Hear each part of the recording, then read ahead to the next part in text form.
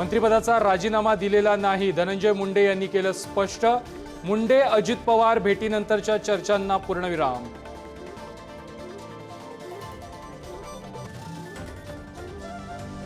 महाराष्ट्रात एचएमपीव्ही आजाराची धडक, नागपुरात आढळले एचएमपीव्हीचे 2 रुग्ण, 2 लहान मुलांचा रिपोर्ट पॉझिटिव्ह, मात्र काळजीचं कारण नसल्याचं डॉक्टरांकडून स्पष्ट।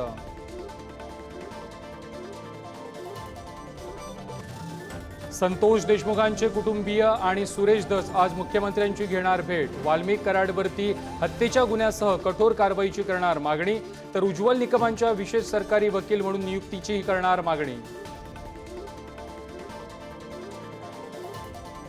संभाजीनगर ऑनर किलिंग प्रकरणी आरोपीचे एक्सक्लुझिव्ह फुटेज पुढारी न्यूजच्या हाती।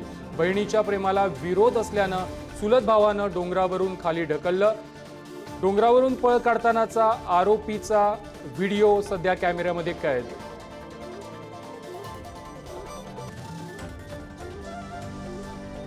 नाशिकमध्ये मुलाच्या लग्नाची तयारी सुरू असतानाच आई वडिलांची आत्महत्या। शहा दाम्पत्याच्या आत्महत्येनं खळबळ, कारण मात्र अस्पष्ट।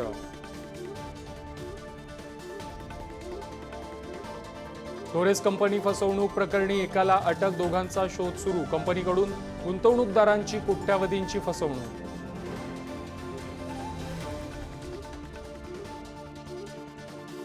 1 एप्रिलपासून राज्यातील सर्व वाहनांना फास्टॅग अनिवार्य, राज्य मंत्रिमंडळाच्या बैठकीत निर्णय। मंत्री पंकजा मुंडेंपाठोपाठ आशिष शेलार आणि राम शिंदे दिल्ली दौऱ्यावर, वरिष्ठांची घेणार भेट। भाजप प्रदेशाध्यक्ष आणि मुंबई अध्यक्ष निवडी आधीच्या दिल्ली दौऱ्यांना महत्त्व।